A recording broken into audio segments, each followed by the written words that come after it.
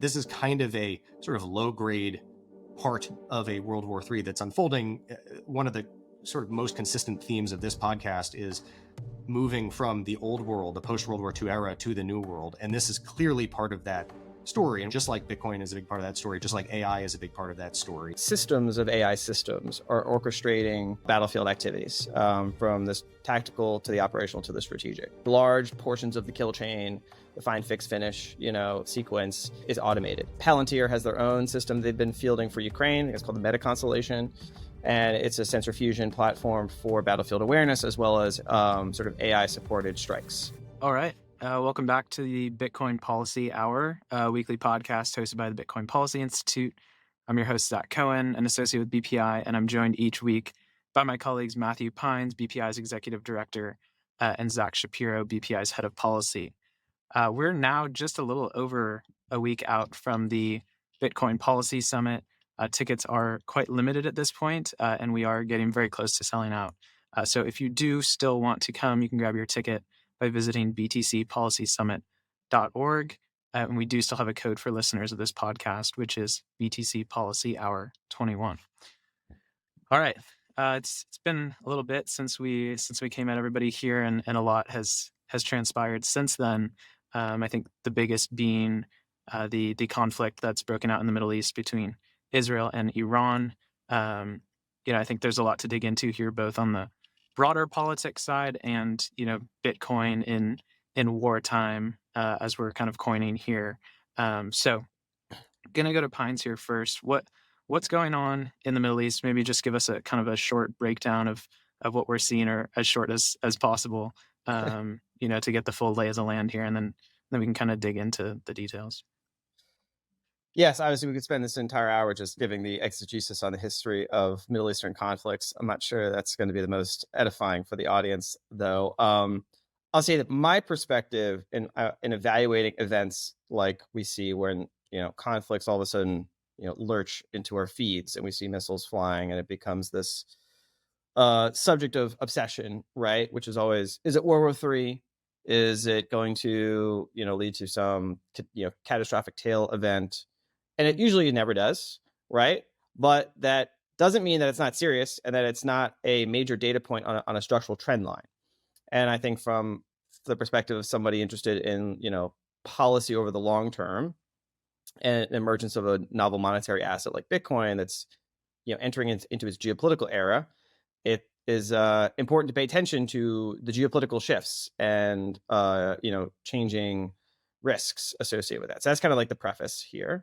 Right. The second, kind of zooming in a little bit further, is like where this particular conflict sits in the global frame, which is essentially, to my mind, defined by a conflict between rising Eurasian powers that want to sort of rewrite the rules of the global order that have been set by what I would call like liberal Oceania, that has dominated kind of the post World War II system. And so China is the main pole in that Eurasian kind of revanchist bloc, but it kind of spans the Eurasian periphery. And you see these conflicts across the Eurasian periphery. Some are more overt, right? Like Russia, Ukraine, now Israel, Iran. Some are kind of in stasis, like North Korea. Some are latent or speculated about, like Taiwan. Some are a little bit more marginal, like India, Pakistan. Some are very under the table or literally under the sea, right? Cable cuts, cyber attacks, assassination, sabotage campaigns, as well as conflicts in space. So there's a global conflict playing out between systems of power to set the rules for the 21st century. And Israel is, I think, just a regional version of this local conflict that has its own, of this global conflict that has its own local character.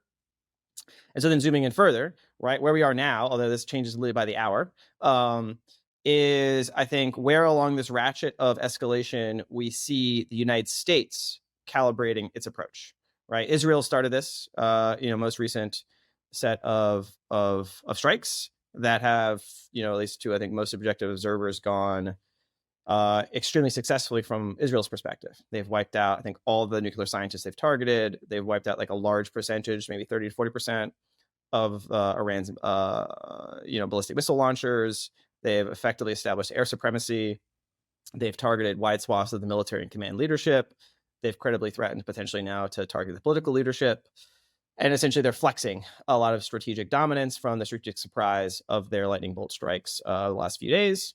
And now the most important dynamic is, what does the United States do? The United States has surged assets into the region, tankers, moving carriers, and bombers into the region.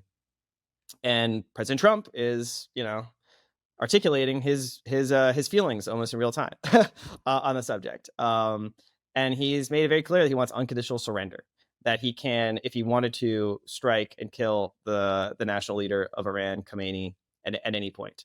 And that he's made it very clear from his perspective that a critical requirement of any ceasefire is the end of Iran's nuclear program. That the proximate trigger for this recent set of strikes, at least apparently, again, this is all just going through the news, hard to know what's true, is that Iran was close to breakout. They had developed a nuclear trigger, and that, given their existing stocks of enriched uranium, would put them within days or weeks of developing a functional nuclear device, which from Israel's perspective is a red line, and it may now be the US's red line. And so the last point on that is Israel can do only so much in terms of fully destroying Iran's nuclear program. In particular, Fordo, a deeply buried site about 90 meters under rock. Maybe if they had the air supremacy and multiple waves of strikes that were extremely precise, and maybe some deep penetrators that we don't know about, maybe they could damage or destroy Fordo. But at least in the open source, that will require mother of all bombs, 30,000 pound, deeply deep penetrators from the U.S. inventory. So the sort of first phase of this conflict seems to have been engineered by Israel to set it up so that the argument will be convincing to Trump that that Iran is on their back foot. They have been they're close to being defanged. Israel has essentially opened the door, and all the United States has to do is kind of walk through it, and can fundamentally reset the bargaining table in the Middle East. And so that's why it could be at an important geopolitical hinge moment here. Iran has suffered a lot of strategic defeats with the destruction of Hezbollah, the loss of their Syrian proxy, and now effectively the defanging of a lot of the military, nuclear, and intelligence apparatus. And so, Trump might be convinced that actually the costs versus the benefit and the risk versus the reward now tilt in favor of intervention and direct U.S. strikes. That hasn't happened yet. He's threatening it. He's putting the capabilities in place to do it. By the time this airs, it might have already happened, and this conversation will be moot. But so this is happening in that context. Obviously, wars are nonlinear processes. It's hard to predict, what happens or what the counter will be. Iran has lots of asymmetric options on the table to respond with terrorist attacks or moves that could be economically disruptive, right? Obviously, there's lots of conversation about Straits of Hormuz. In that particular scenario, right, China might be hurt more. They have 2 million barrels of oil a day that they export from Iran, mostly. And so any closure there might be, more painful for them, although there's 20 million barrels that go through that every day. So that would hurt the global economy. And Western bond markets are pretty fragile at the moment. So any, things that could create an uplift in inflation expectations could be an additional problem for Scott Bessent. But those are structural issues. I don't think those would be unmanageable. I don't think those would be the primary decision factors for Trump in the in the National Security Council meetings that he's having right now. So this is a zoom between strategic and tactical, between also political dynamic between camps in the Trump White House that are, absolutely opposed to getting involved in another Middle Eastern war, and that for both ideological reasons, also for more pragmatic reasons. So folks that argue that actually this is a zero-sum competition with force posture in Asia to challenge and counter China. And then there's the folks on the other side of the aisle that see this as a once in a generation opportunity to really reset the geopolitical terms in the Middle East and take a long running adversary off the board.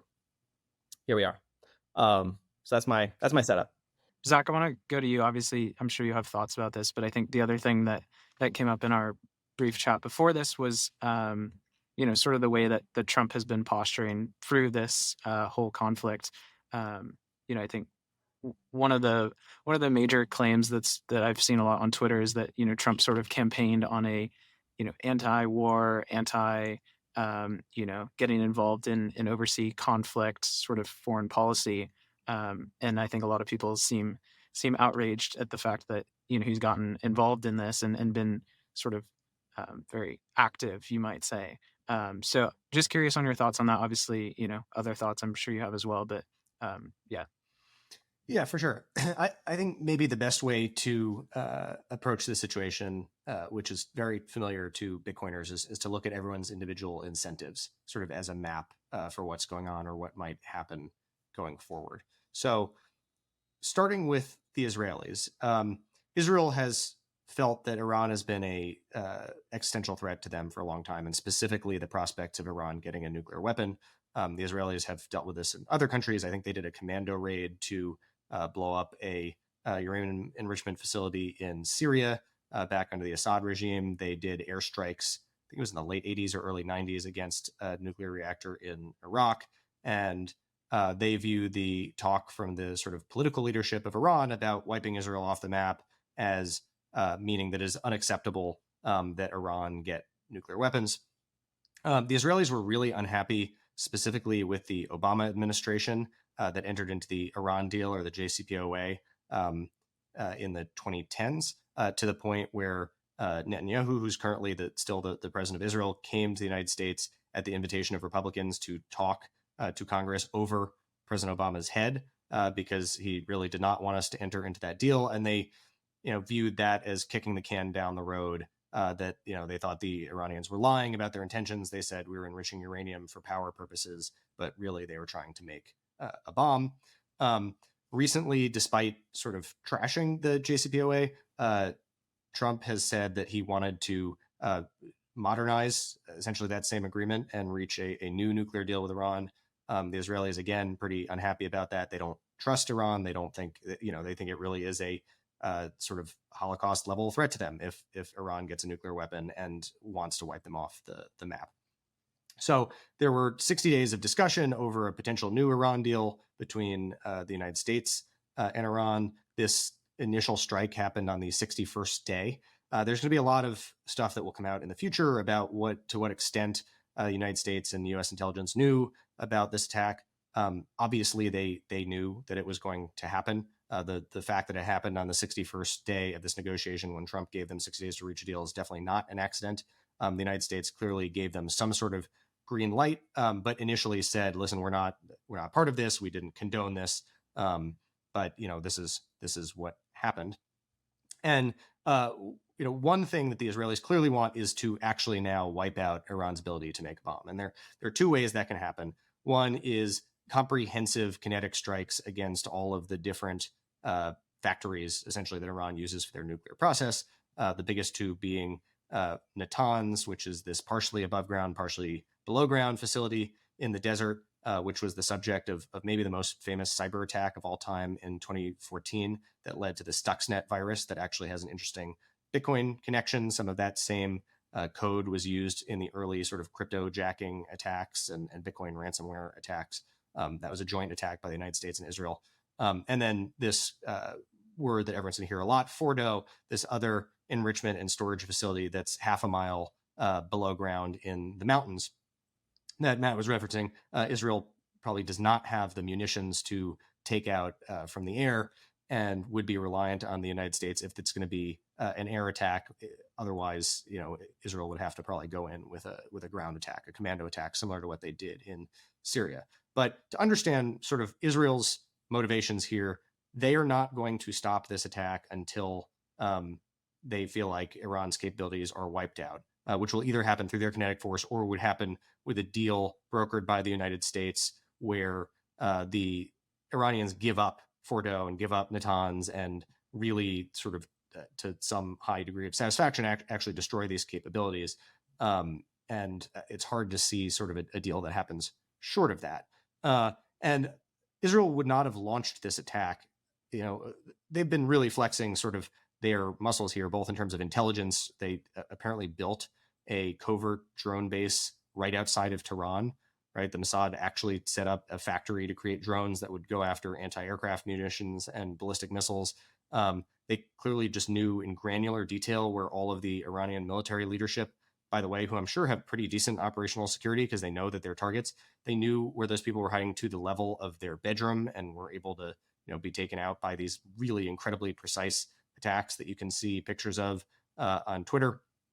And it's hard to believe that they entered this knowing that, they didn't have the capability to take out Fordo.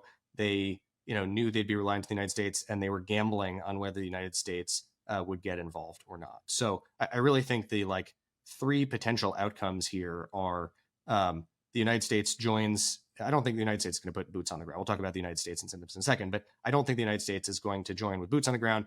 It's either the United States joins an attack and takes out Fordo, which I think is probably the most likely outcome, and then Trump tweets, listen, we did this. We couldn't allow the Iranians to have nukes. This is, I think, what Trump has been tweeting about recently, sort of setting the groundwork for this. And the United States is not getting further involved. And, we sort of consider it mission accomplished in terms of degrading Iran's nuclear capabilities. Number two is the United States doesn't get involved, and the Israelis find some other way to take out Fordo, either with sort of lots of precision strikes with smaller bunker buster bombs that wouldn't take it out in one shot, and maybe commandos. Or the third is some sort of brokered deal where Iran gives up these facilities. I think that those are the three options basically at this point for how it ends, given how far this action is and how Iran's defensive capabilities have already been so degraded. Part of the timing for why this happened now is there was a sort of a back and forth attack between Israel and Iran over sort of the October 7th stuff. I think it was last October. And Israel's strike then from its Air Force was to take out Iran's defensive anti-air capabilities. And Israel, I think, felt like they, there's all sorts of disputes about the timing of when Iran could create a bomb. But I think the real concern about Israel's at some point, Iran was going to get those anti-aircraft capabilities back. And this is the time where they could go in basically unimpeded. And, it's been such an asymmetric result so far in terms of the war. So, to the extent that Israel's driving this, they're going to have to take out, Iran's nukes either by air, by land, or by deal. They may or may not want regime change. So now we get to sort of the United States and what's our interest in this. And I think there are two things pulling in opposite directions.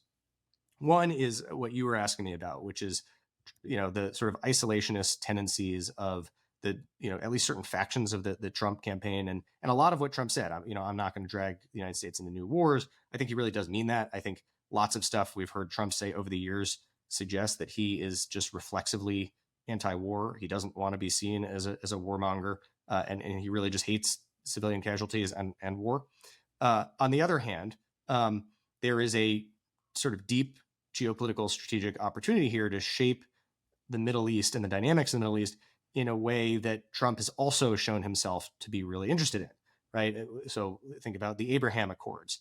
Think about what happened recently with all this, AI deal making in the Middle East and the increasing strategic alignment between the United States and the Gulf states, who all kind of hate Iran also. I mean, there's a little bit of a complicated relationship between sort of the Saudis and the Emiratis on one side and Iran on the other. It's a historically very difficult relationship. It weirdly seems to have gotten a little bit better during the sort of Biden interregnum between the two Trump administrations. But by and large, these are opposing interests in the Middle East. And, there is a sort of a sense that even within Iran, Iran was a quite liberal country until the revolution in 79. And I think there's a sense that there's a lot of the population that essentially identifies as Persian more than they identify with the sort of more strongly authoritarian Islamist regime that's a combination of the sort of religious leaders, the mullahs, but then what seems to, I think, a lot of commentators under that, like a military dictatorship by the IRGC that really holds more of the power, whereas the mullahs are often more seen as symbolic leaders. And so there's an opportunity for regime change that I think other parts of the Trump administration might be really interested in, not just for the sake of protecting Israel, which I think they do care about, but really more for just diminishing Iran's power in the Middle East, being able to set up sort of a more peaceful, more business-friendly Middle East, more aligned with the United States, right? Israel is an ally of the United States, and the Gulf states are an ally of the United States. And this is seen as an important counter to China's power and China's sort of soft influence. And maybe if you have, if you degrade Iran's nuclear capabilities and danger from terrorism funded by Iran in the Middle East, that's one step in the right direction towards that geopolitical alignment. If you have full out regime change, right? If the Ayatollah Khomeini is killed and you have a different government in place, maybe a more liberal government, then that could totally flip the board on its head and present lots of opportunities. Now, the downside in regime change for the United States is the last 25 years of our history, right? We have a very bad recent track record of regime change. And, in places like Syria and places like Iraq, we've seen when there's a power vacuum, it's not liberal democracy that loves freedom that fills that. It's things like ISIS. It's things like anarchy, chaos, what we see in Yemen. And so to the extent that there's regime change, you need to be really careful about what comes next. I think those are two sort of tendencies pulling in the opposite direction in the United States. We really don't want to be in the project of nation building again. That went really bad for us in the past. People have a lot of recent scar tissue, and that is why Trump is, and people in Trump world are running on an anti-war platform. But on the other hand, I sort of like the framing that Matt was suggesting before, that like it's not that this is going to lead to World War III, but this is kind of a sort of low-grade part of a World War III that's unfolding. One of the sort of most consistent themes of this podcast is moving from the old world, the post-World War II era, to the new world. And this is clearly part of that story. And we don't know where it's going, but it seems like political alignment in the Middle East is a big part of that story, just like Bitcoin is a big part of that story, just like AI is a big part of that story, just like China and Taiwan is a big part of that story. And the possibility of dramatically changing the sort of the shape of the board by regime change, I think, is an interesting opportunity for the United States geopolitically. And we're going to have to see how far that goes. All right. It's a sort of a very high risk, very high reward, potentially proposition. And, I think that explains a lot of the sort of politics on both sides in the decision making from a U.S. perspective. And then very briefly, from like an Iran perspective, the mullahs want to stay in power. I think they feel very strongly that their ability to stay in power has to do a lot with their nuclear program and the deterrent that sets, and their ability to project strength that way. I think they look at what happened to Muammar Gaddafi in Libya, where he gave up his nuclear program and then ended up dead later, basically as a result of U.S. foreign policy and intelligence efforts. And they don't want that outcome. And on the other hand, you look at North Korea, which is like clearly a sort of out of control rogue state. And yet there's very little Western intervention precisely because they have nuclear weapons. And so that is, I think, why you would see the Iranian political leadership very resistant to give up nuclear weapons. And so that's sort of the tricky thing here, and why you see Trump tweeting like, we know exactly where Khomeini is and we could take him out. And like, it's really like, okay, your administration might not survive if you give up nuclear weapons, but you definitely won't survive if you do. And I think that's, at least at the time we're recording this podcast, the way the Trump administration is posturing. It's also interesting. It seems recently both Russia and China, which have been supporters of Iran, have been somewhat backing away. I think they don't want to get into a direct conflict if the United States is involved, where it's a Vietnam, a Korea-like sort of proxy war between great powers. I think everyone, the United States, Russia, and China have, maybe not in living memory, but in family history memory, reminders of what that looked like in the aftermath of World War II and with those sort of Cold War era proxy wars. So anyway, that's how I think all the sort of incentives stack up right now. And we'll see what resolution that comes to. But if I had to guess, I don't see a way that the Iranian nuclear program survives this. And I think the most likely outcome is a limited strike using U.S. munitions against the facilities, and then not broader U.S. involvement in a war. And whether or not that results in regime change, yet to be seen. But I don't think that we're going to take out Khomeini. Satoshi released Bitcoin. The world was forever changed. No one realized it. This is the once-in-a-century opportunity. And this is just the beginning. Bitcoin is like digital gold. So I view Bitcoin in line with the next evolution of humans engineering a better world. I think the story of the past few years is Bitcoin going from a niche interest into a respectable global macro asset. Bitcoin Policy Institute has become a thought leader All right. I think the thread I want to pull on here, thank you for that very thorough breakdown there, is the sort of technological component, right? We're seeing sort of more advanced forms of intelligence and military prowess showing up. So Pines, what do you think is maybe different about this conflict, right? I think we've seen maybe speed of this attack or whatever you want to call it being maybe faster than what we've seen in the past. Do you make anything of that? And does this indicate sort of broader maybe warfare tactics that maybe we'll see going forward? Yeah, and I'll butcher the Mandarin, but the Chinese PLA have a term, "jinhua zhangsheng," I believe. It means like intelligentized warfare, and this is a part of the doctrine they've been started to put together many years ago, envisioning a future where you have essentially algorithmic strikes, algorithmic orders of battle, where systems of AI systems are orchestrating battlefield activities, from the tactical to the operational to the strategic. And this is the way of war that's been developing from the lab and from the doctrine. And I think we've been seeing it develop in real conflicts, in Ukraine and now in Israel. And I think a few of the lessons learned, both on the technological side as well as like the human rights side. Let's on the human rights side first, right? So we've seen in Israel, I think they had 2 public programs, Lavender.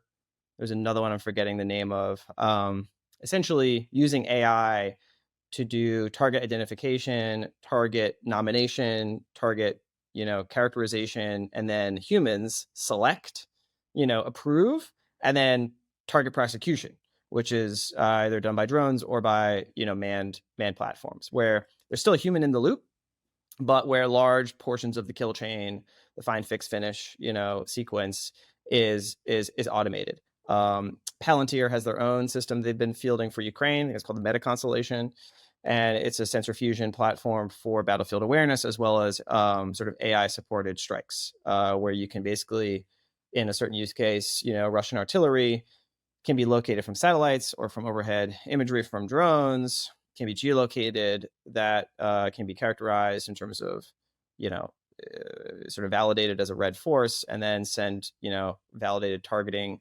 coordinates and fire solutions to Ukrainian batteries to do counterstrikes within like 3 minutes or so, and getting the kill rate to like 75%. So that's pretty revolutionary from a kind of a just like field kind of AI in military affairs.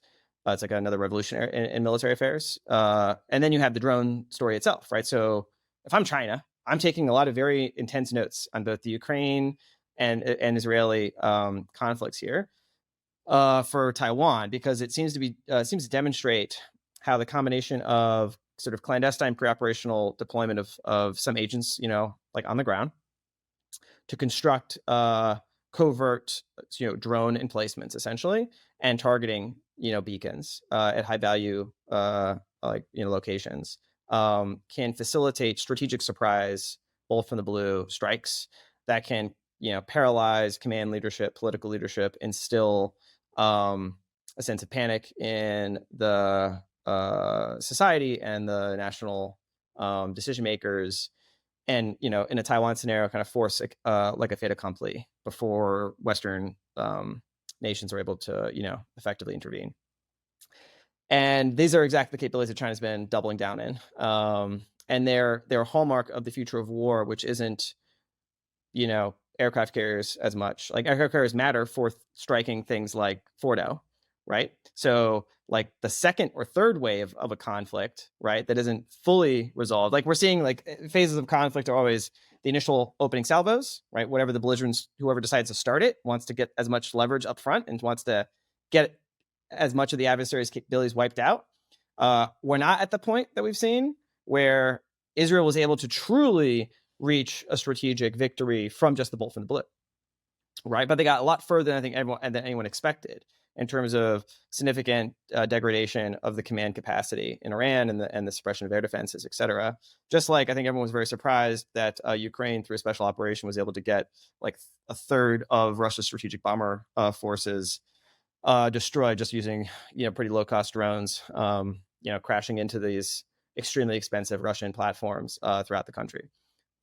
So very low cost asymmetric operations with strategic effects, but where the strategic effects of that initial algorithmic sort of drone kind of special forces and intelligence operation isn't yet sufficient to like be the strategic game changer, right? You still need the conventional platforms to roll in, right? The F-16s and the aircraft carriers to bring the geopolitical heavy constraint onto the national leaders to say, we now have the capacity to, force your capitulation. If I'm China, I'm realizing maybe this is a proof of concept that I could do a bolt in the blue that's achieved strategic victory all at once, right? Where like the amphibious invasion isn't necessary, at least as a kinetic thing. It just becomes a mop-up operation because the political leadership is fully capitulated because they're all dead. Not to be too morbid about it, but like this is the state of the rapid progression we're seeing in technology, and it was hypothetical, it was notional, it was fictional until you see it play out in real conflicts, and the national leadership, re-update their priors of what's possible, and this curve is going to only accelerate. And it does, I think, bring up huge questions that have been talked about a lot in sort of the laws of armed conflict, where you have lethal autonomous weapon systems. And we talk a good game about, wanting to have a human in the loop, but the crucible of war, human rights and moral considerations usually get tossed out the door first, and you just need to accomplish your objective as quickly as possible. And so it's not great to see, the ratchet here continue to accelerate, because, as we've seen in the lesson of history is that, the breakthroughs that happen on the battlefield overseas are often the template that gets adapted for domestic policing, right? And so predictive, algorithmic strikes are, one step away from predictive policing, right? And, sort of AI policing. And I think we as the national, beacon on the hill, right, for signing shitty of democracy, that's also runs a global empire. We've had this fraught historical relationship between how we, govern the garrison overseas versus how we, facilitate participatory liberal democracy at home. And I think we've had this trajectory since 9/11 of the garrison state coming, the garrison governance overseas coming home. I think the ethos of Bitcoin, right, is kind of this how to preserve again a space of freedom for the new technology that's going to define, the relationship between the state and society. So that's, I guess, a rambling riff on AI, war, and Bitcoin. I don't have like a hard, optimistic take on these particular conflicts. The last thing I'll say, maybe just shifting back to the geopolitical, like we live in an era of, again, it's not global war, but it's global conflict in the sense that everyone is sort of in conflict with each other, right? The great powers. And you could have that escalate to a really bad scenario, which would be like World War III, right? We've had examples of that in the past where local conflicts quickly become global conflicts. Like, a poor archduke gets shot in the head by a Serbian and then we're off to the races. We don't have as much of those like, alliance systems, balances of power to like pull everyone in, but we have enough of them to have some bad scenarios. But on the flip side, what it means when you have global conflicts, it means there's also global bargainings and global negotiations happening. And so the US-Russia negotiation over Ukraine is very much kind of affected by what happens with Israel, Iran. And the trade war with China is also very much affected by what happens in Ukraine and Iran. So everyone is at the high table of global politics is looking at their, risk board and realizing where they have a weak hand, where they have a strong hand, and are trying to find ways of making their weak hand stronger and their strong hand stronger. Right. And so from Trump's perspective, he's a smart guy, but he thinks in terms of like almost visceral, what can I trade? How can I leverage the situation in the moment? If I'm modeling him in maybe a more charitable fashion here, it's Putin didn't take my deal in Ukraine and I want to end this conflict, but he's not coming to the table. it looks like Israel told me they could do a bolt from the blue, but I needed to like see it, and looks like it's successful. So if I can get, you know, a lot of leverage over the Iranian regime, I get maybe 2 birds with 1 stone. I get to wipe out the nuclear program, and I get to have a bargaining chip, a lot of leverage now against my 2 main rivals, Russia and China. And maybe I can force them to come to a deal over Ukraine. Then China's the big one, right? Where the trade war kind of reached a bit of a stasis point after we realized we were heading towards more mutual economic destruction. But it's not clear who has the upper hand here. I think Trump and his team is realizing kind of in real time how much leverage China does have over us, whether it's rare earths, the bond market, the fact that they dominate global manufacturing and are climbing value chains and are peer competitors in a lot of strategic domains. You know, we don't have like a strong hand against China. So, you know, if you're Putin, if you're Trump, you're like, I want to win. So I want to go after the weakest guy in the block here. Like, Russia has like nuclear weapons and like has a lot of power. China is like my peer. North Korea already has nuclear weapons. And we saw what happened when he went through the Fire and Fury episode in 2017. We got pretty close. Like, he likes to go to the brink. But that was with the adversary that already had nukes that could reach DC. Iran is like among the 4 in this sort of Eurasian sort of authoritarian sort of rival alignment, is like the weakest of the bunch. And so if Trump's trying to figure out, okay, who can I pick off from this loose, you know, it's not really an axis, but this loose arrangement, Iran would be the one you'd want to go after, right? And then use that to get leverage over probably Russia first, because Russia's the next weakest, and maybe the one that maybe you would deal with, and use that to maybe, in their strategic logic, get to the table with China and have a better hand by the end of the year. Again, try not to ascribe too much master planning, master strategy to Trump, who's very much like a reactive decision maker in here. But there's folks around him that I think in strategic terms.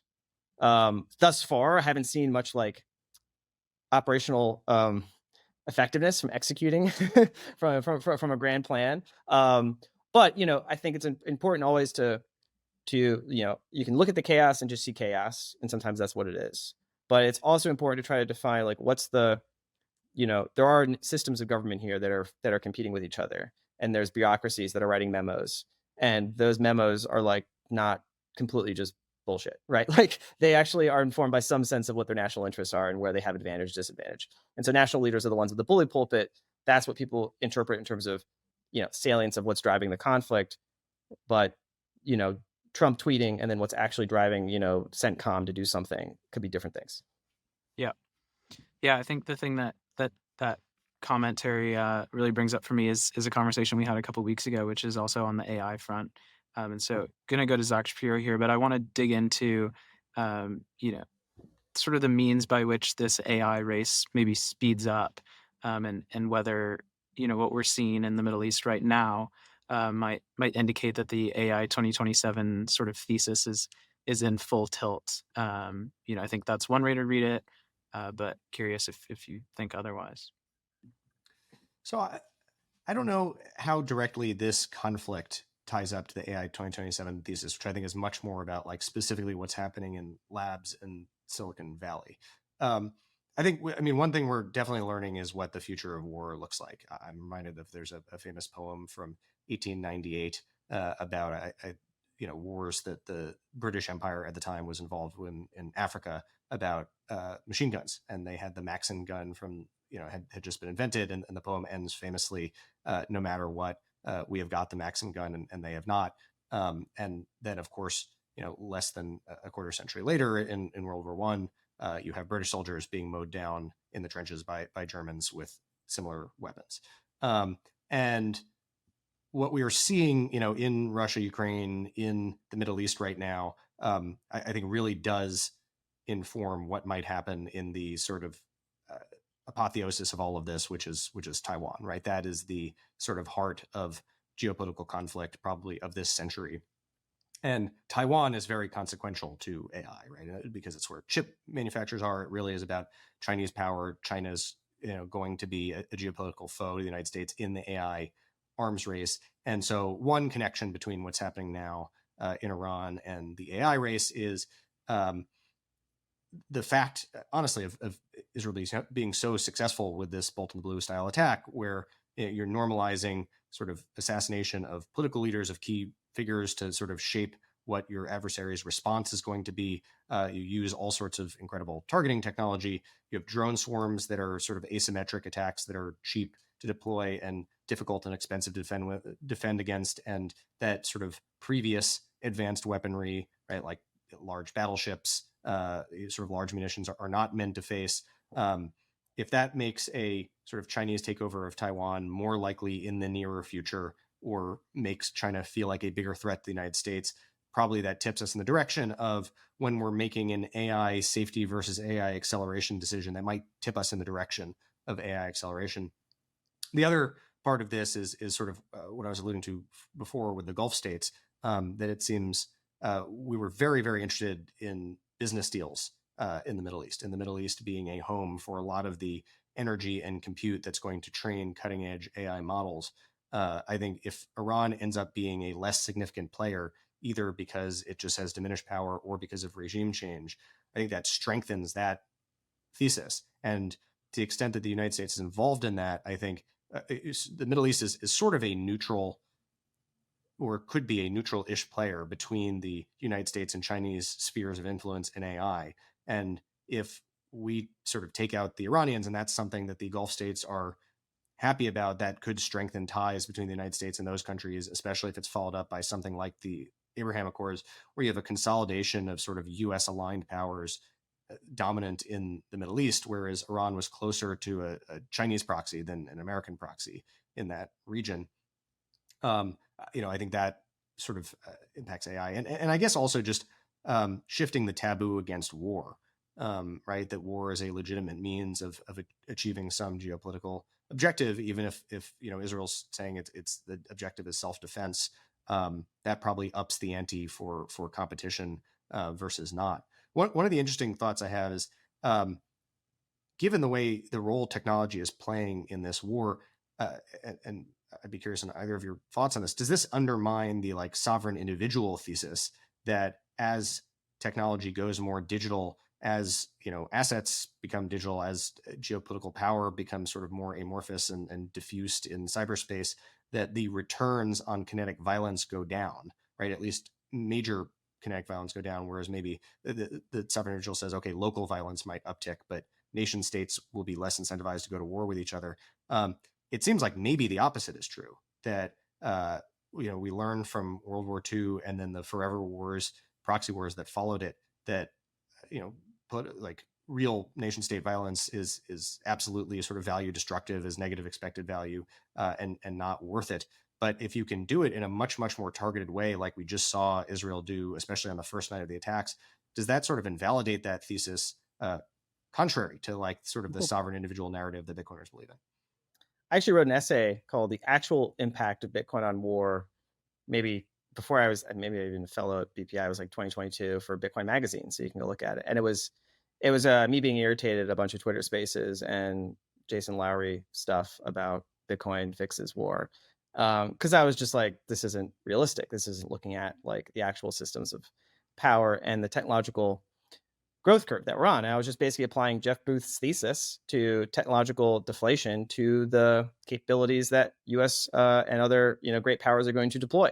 Right, it's going to be much cheaper to deploy much more effective weapons in the future. That's just the deflationary argument applied to defense production, and that is another curve that we're on, in addition to, say, Bitcoin adoption curve. It's going to lead to a have and have-nots world, right? That we're seeing play out now, where I think maybe one of the reasons why Iran was caught by surprise is because Iran doesn't have the same space-based AI compute infrastructure that Israel have. They don't have the automated, sort of kill chain that they've been able to operationalize. They have some drones, but they're the drones that were effective 5 years ago, right? They're the cheap relative to give to the Houthis to harass Red Sea shipping. They're not the really low cost asymmetric things that pop out of a container, right? That the Ukrainians just shipped into Russia. And so now we're in this world where those capabilities though are going to diffuse, right? But to be able to effectively deploy them, you're going to need to have this full stack, right? You're going to be able to, and that's why I think to adapt David Sachs's metaphor of like the reason why they undid the diffusion rule on the AI is because they wanted to have this sort of market share competition with China. They pointed to like, I think it was Malaysia taking like 3,000 Ascend chips for like some token, government project as like a proof that this was the race that it was on to like, get the rest of the world kind of onto our stack, right? Our compute AI stack, which is also an energy stack, right? And so to the sovereign individual thesis is like, I'm not sure if we talked about this in this podcast, but like my view is the countries that have the capabilities are pursuing their own full digital sovereign stack, right? They want to have their own sovereign energy capabilities on which they can lay the compute that's going to drive the intelligence that's going to power the digital economy and the digital money, right? That our future civilization is now moving into, right? Both stablecoins and digital assets like Bitcoin, right? Like this is the stack from the view of great powers that they want to have full, sovereignty over. And so big, like aspiring countries like the Saudis and the Emiratis have the capital now to try to buy their own version of that stack, right? They have their own domestic energy production. Then they're doing these geopolitical deals to get the chips. And then the license agreements to be able to take the frontier models and use those locally with their national data. And then they're also, exploring digital assets, right? At the same time, these are like converging trends at that level of national sovereigns. There's an open question for like individuals, like how much can individuals, if it's good for the Emiratis, it's good for me, right? So I'm really interested in products and policies that allow anyone, not just in the US, to create like a miniature version of that type of sovereign future stack for themselves, right? Like the sci-fi future version of it is like you have a fusion reactor in your basement powering, a chip fab, right? That is, like sort of 3D prints the next generation that does local training on your own, compartmentalized data, right? Generating new models that are, agents that you can control to deploy into an economy of other interacting kind of, self-sovereign entities to, acquire more Bitcoin, right? That should be like the sci-fi version of the full stack individual in like, 50 years, right? And that's, I think, a vision of the future that's like we can kind of anchor on, or a vision of the future where it's all like, where it's like the Borg, right? These are globe spanning platforms, right? Corporate structures where they're arbitraging political boundaries in order to take advantage of, collective action problems, and then are able to basically plug everyone on the planet into a hive mind AI that looks form fitted to everyone individually. And feels like the greatest, cognitive and productivity amplifier that we've ever had, but fundamentally is a happy face on the Shogoth that is Sam Altman's Borg machine. And we're all using WorldCoin instead of Bitcoin. So, which way, Western man, right? Sort of a techno dystopia, authoritarianism, CBDCs and WorldCoin, or self-sovereign Bitcoin compute, decentralized AI, where we have a participatory, commons, and we have a sphere of freedom in a digital world that we can anchor to. Yeah, I think an interesting thought that occurred to me listening to what both of you thought, tying this back into the Bitcoin conversation is, during the Ukraine-Russia sort of early days, right? Matthew Ferranti, a BPI fellow, did an analysis that basically tracked like when news started to circulate about the invasion and the sort of impact that had on the price of Bitcoin. And one thing, I haven't really looked too closely. It doesn't seem like there's been any significant movement in the price of Bitcoin since this moved. But like, to what extent do national or international conflicts begin to like enrich people who are holding Bitcoin, right? Like, is there a world where as opposed to maybe previous times in history where war was enriching maybe for those closer to the money printer, where war sort of suddenly becomes a means to increase the wealth of Bitcoiners, and that holding Bitcoin is maybe like a sort of hedge, both for nation states, right? We've seen that sort of narrative come through, but also for individuals. Curious if you all have thoughts on that. I think it's two ways that could happen. One is where there is sort of risk of confiscation of non-Bitcoin assets. So I think we did see a different narrative about Bitcoin emerge from the 2022 U.S. freezing of T-bills in Russia. So if we were to see stuff like that come out of war, that could strengthen the case for Bitcoin. Also, anything that undermined sort of faith in the fiat standard that we live in, right? Or the US world reserve currency, which I don't think is happening right now in Iran. I don't think that poses a meaningful risk, which is probably why we're not seeing the Bitcoin price moving. I do think there are other sort of Bitcoin tropes that might be undermined here that are worth reconsidering. One is sort of this, idea that we have to deal with all the time at BPI, which is it's not worth interfacing with the government. Bitcoin is inevitable. I hold my Bitcoin in cold storage. Nothing can happen to me.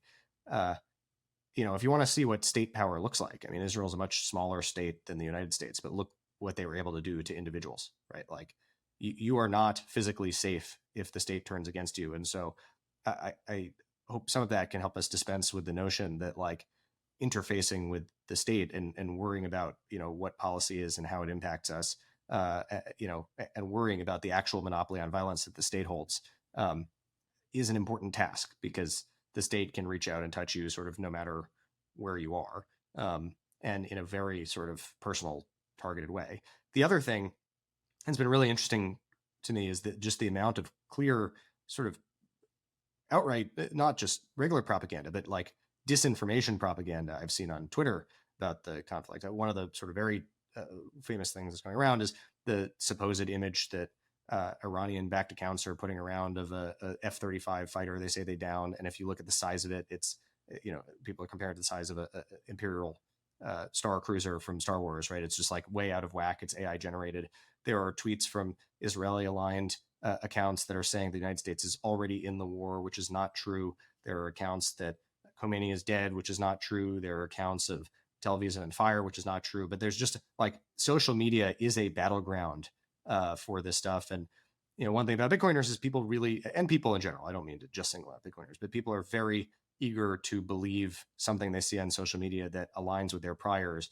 And you should just know there's a lot of stuff out there that no matter which side of this you're on ideologically will align with your priors and will be just complete bullshit, right? Not even close to the truth. And it's important to be, a little bit careful and sort of media literate and trust, not verify with information that's out there, because this is clearly part of the battlefield now is people's emotions and sort of narratives on social media.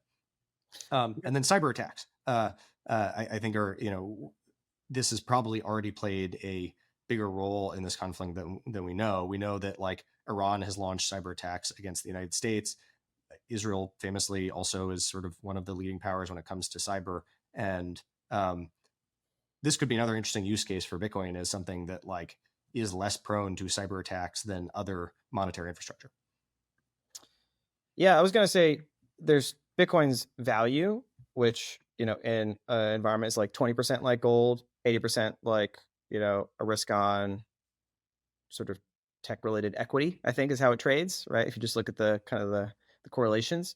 And so when you have geopolitical risk event, algorithmic trading drives it, people apply more of a discount factor to risk on assets. So again, it's like, is Bitcoin gold? It's a distribution. Is it 1% trading like gold or 80% trading like gold? I think we're seeing it now. It's probably 20-80.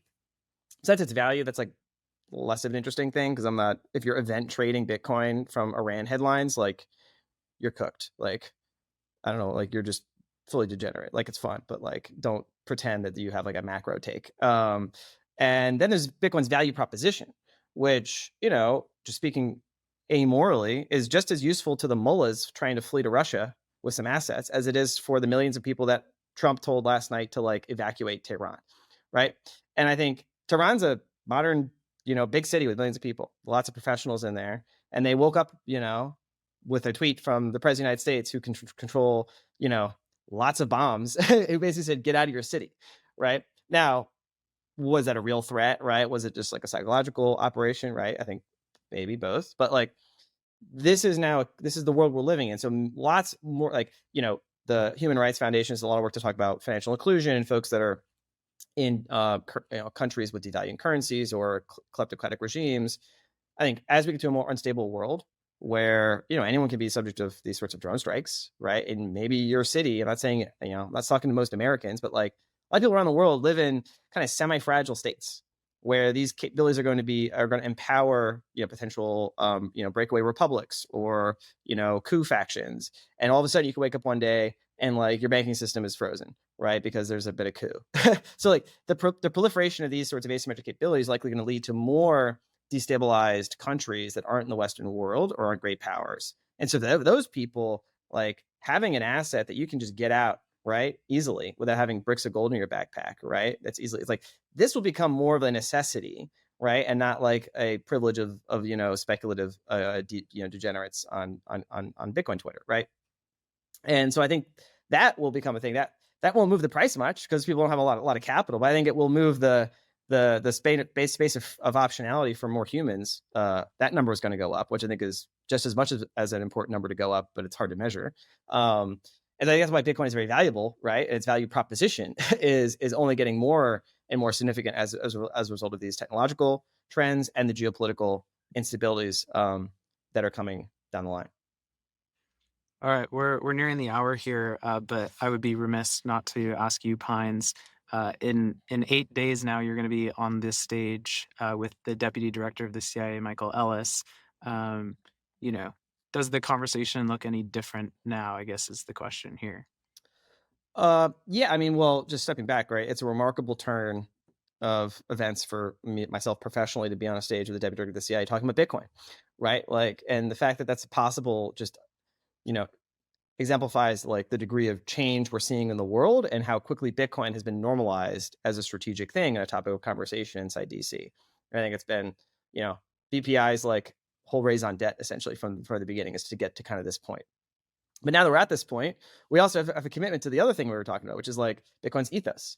And so I think we're going to have an excellent conversation with the Deputy Director of the CIA about how he thinks about these convergence of different disruptions, right? The emergence of digital assets as a strategic thing in the world system, the AI acceleration, technology competition with China, and overall geopolitical instability. And I really want to hear what he has to say. We haven't talked before, so I will be learning in real time from everybody else. And then immediately after that, we're going to have Matt Corallo talk about the critical importance of the Blockchain Regulatory Certainty Act, right? And financial privacy. And the insurance, of the use of non-custodial, tools. And in the afternoon, we're going to have another session where we do back-to-back, first with Patrick Witt, who's the director of the Office of Strategic Capital at the Pentagon. And he's Bo Hines is deputy on the president's working group on digital assets. So he's wearing two hats, one a very national security focused hat in capital markets, helping to advance U.S. strategic interests and ensuring the U.S. gets digital asset policy right, from a strategic perspective. And so he'll have a conversation with Ken Egan, our Director of Government Affairs, about that. And then immediately after that conversation, we're going to have the Resistance Money Trio make the case for CoinJoins, right? And so I think, like, I don't know. I just think this is like what BPI is for. So like to do the full barbell, the hard nosed, talk to the national security folks, the folks, quote, in the deep state, who I think are more pro Bitcoin than you might suspect, right? And then not make any compromises on our commitment to, using the software the way it's meant to be used for the reasons it was created, right? And there is no either or. There's no trade off. There's just push everything in those directions. Bitcoin just wins along every vector, basically, right? That's the objective. And so I think it's gonna be an awesome day. Again, like I think we're going to be close to capacity at this point, which is just like mind blowing since we picked a massive venue this time. And Zach's going to give our like a really critical keynote, kind of lay out this philosophical and sort of policy vision for BPI. It's going to touch on everything.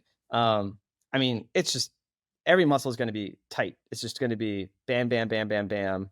I think people are going to be a bit overwhelmed. I think we're going to have to like, consume this in like digestible chunks, but we're just going to give you like 9 hours of just like extremely high signal content and just, push the ball down the field on Bitcoin policy in DC. Amazing. All right. I think for the folks listening at home, we probably will be skipping next week's Bitcoin Policy Hour, but we will be live streaming the Bitcoin Policy Summit on the BPI handle on Twitter or X, as well as YouTube and Rumble. And I think Bitcoin Magazine will also be streaming it. So be sure to tune in there to get your fill of Bitcoin policy for the week. But and I'll let Zach. So how many times are you speaking, and who are you speaking with? I think I'm speaking 3 times. I'm doing the sort of index pages at the beginning, the table of contents, where I'm sort of laying out our broad policy view and what you'll hear the rest of the day and how to think about that. I'm doing a fireside with Commissioner Pierce at the SEC to ask Bitcoin specific questions, which I'm really excited about because you almost never hear about that with Hester Pierce, who's known as Crypto Mom. But every time she does interviews, people want to ask her about market structure and tokens and stablecoins and stuff like that. And hearing the SEC speak about Bitcoin is, I think, will be a rare treat. And then I'm doing a policy panel with, I think, two of the sort of absolute best thinkers on protection of peer-to-peer tools, Peter Van Valkenburg from Coin Center, Mike Mosier from Arcturus, but he's the former acting director of FinCEN, about, okay, clearly we don't like what's happening with Tornado Cash and Samurai, but what does appropriate illicit finance law that understands peer-to-peer technology look like? And I think that is a conversation that also all too rarely happens. So I'm really excited about the day. We're just it's like, gonna be this is awesome. like absolute like Bitcoin nerd policy wonk, like Super Bowl. Yeah, it's almost inaccurate to say that we're not going to like this. This is going to be a 8-hour episode of the policy hour, pretty much. Like honestly, Yeah. like we would put this event on if nobody watched. Like we would just do it for ourselves. Yeah, don't tell Grant. Don't tell Grant. All right. That's a wrap, and tune in next week for the Bitcoin Policy Summit. And once that's over, we can stop shilling it. So that will be a fun episode. Cool. Thanks, guys, and see everyone next week. Later.